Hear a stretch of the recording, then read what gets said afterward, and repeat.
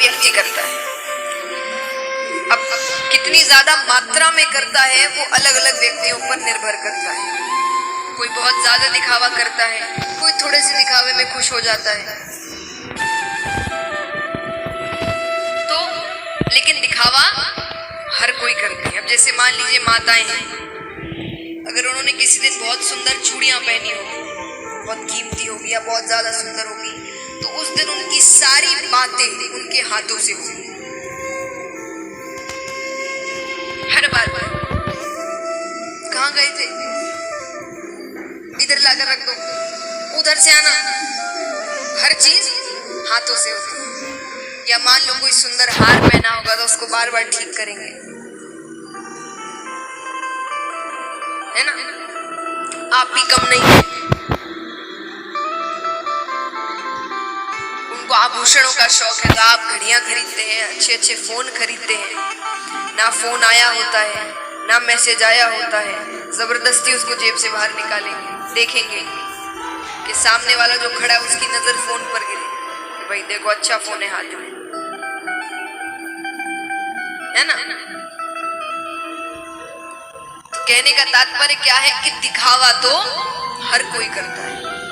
अब राजा के गले में इतनी कीमती मणि है, एक देवता की मणि है, अब वो हर जगह उसको पहन कर जाए। अब दिखावा कैसे करे, बार बार उसको ठीक करे, सीधा करे उल्टा करे, सीधा करे उल्टा करे। अब इतना अगर किसी से बात करते करते करेंगे तो उसकी नजर तो पड़ेगी। अब वो मणि थी इतनी सुंदर कि जिसकी भी नजर पड़े वो उसकी प्रशंसा करे, अरे कितनी सुंदर मणि है, प्रशंसा करे तो राजा को बड़ी खुशी होती। अब एक बार एक सभा में जाते हैं वो, अभी ठाकुर जी तो लीलाएं कर ही रहे हैं, तो ठाकुर जी तो अभी तक राजा है, द्वारका के राजा है, मथुरा के राजा है। तो एक राजाओं की सभा हुई, तो वहां पर श्री कृष्ण भी आते हैं।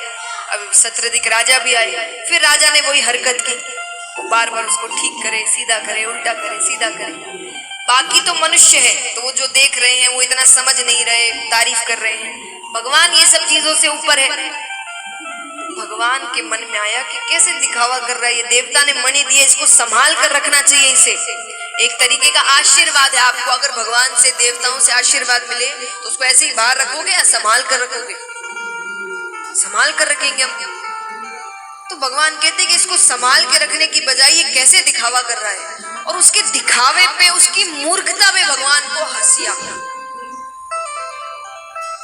अब चलिए हंसी तो हम लोग कईयों को आती है, कई बार कई जनों पर, लेकिन हम हंसते थोड़ी है। लेकिन बस भगवान ने हंस दिया, उसने देख लिया, उसको बात अच्छी नहीं लगी कि एक तो ना तो उसने तारीफ, पूरी सभा में एक अकेले कृष्ण ने मेरी तारीफ नहीं करी, और तारीफ नहीं करी सो करी, वो मुझ पर हंस भी रहा था।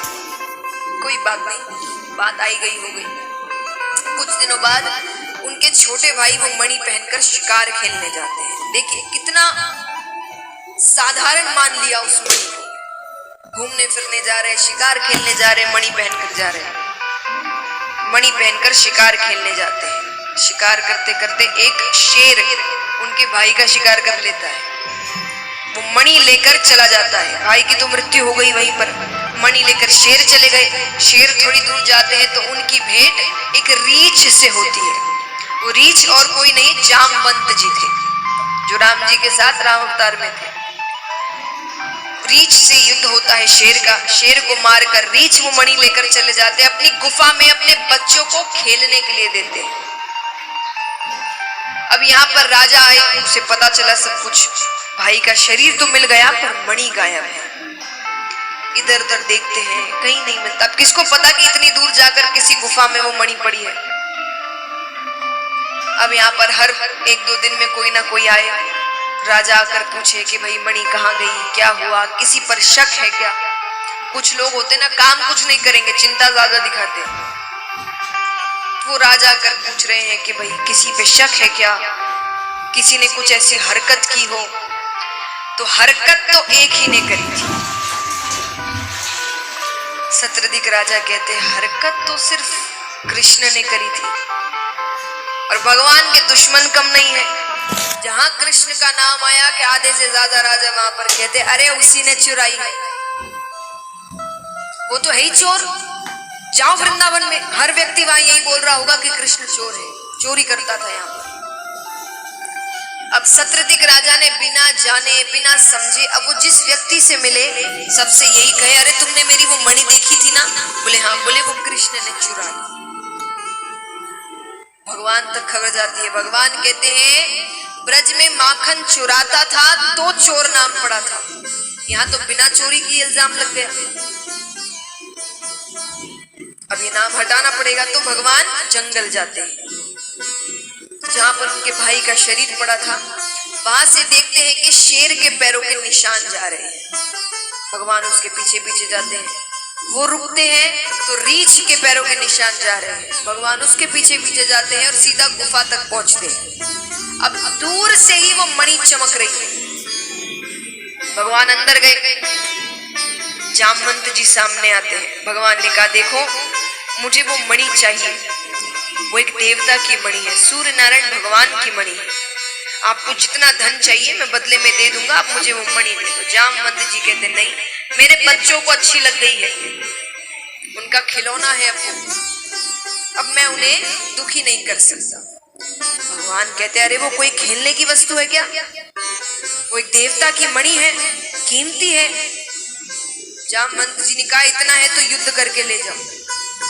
दोनों के बीच युद्ध होता है, भयंकर युद्ध होता है। अब जामवंत जी को बार बार लग रहा है कि ये मुझे आसानी से मार सकता है, इतना शक्तिशाली है ये, पर ये बार बार अपना दांव पलट देता है। वो दोनों मल्ल युद्ध कर रहे थे, हाथों के साथ युद्ध कर रहे हैं, तो दांव खेलते हैं ना, तो कई बार ऐसे दांव होते हैं कि थोड़ा सा हाथ आगे बढ़ाया कि सामने वाले की मृत्यु हो जाएगी। लेकिन जानबूझ के भगवान कभी ऐसा करे कि उनका हाथ फिसल गया, कभी वो खुद गिर गए। तो जामवंत जी समझ गई ये नाटक कर रहा है, ये मुझे मार सकता है पर अपने दांव पलट रहा है। जब अंत में ज्यादा ही समय हो जाता है तब भगवान ने धनुष उठाया, तीर खींचा और खींचते ही जामवंत जी को साक्षात मर्यादा पुरुषोत्तम श्री राम के दर्शन, राम जी के दर्शन होते ही तो जामवंत जी चरणों में पड़ जाते हैं। प्रभु आप, अरे मैंने आप पर हाथ उठाया। भगवान कहते उठाया नहीं, मैंने उठवाया। अरे क्यों उठवाया? बोले क्योंकि राम अवतार में रावण की मृत्यु के बाद सब प्रसन्न थे सिवाय तुम्हारे। तो मैंने तुमसे पूछा कि तुम्हें प्रसन्नता नहीं है हमारे जीतने की, तो तुमने कहा था प्रसन्नता तो है पर रावण बहुत शक्तिशाली था, तो मैं उसके साथ मल्ल युद्ध करना चाहता था, पर मेरी इच्छा ही रही। तब मैंने तुम्हें वचन दिया था कि मैं तुम्हारा युद्ध रावण से भी ज्यादा बलशाली पुरुष के साथ करवाऊं, तो मैंने वो वचन पूरा किया है। अब तो तुम खुश हो? बोले हाँ। तो बोले अब मुझे वो मणि दे दो। बोले दूंगा लेकिन दहेज में। भगवान कहते दहेज का मतलब समझते हो? बोले हाँ, पशु हूं पर मतलब समझता हूं, आपको मेरी बेटी से विवाह करना पड़ेगा। भगवान कहते मेरा विवाह हो चुका है।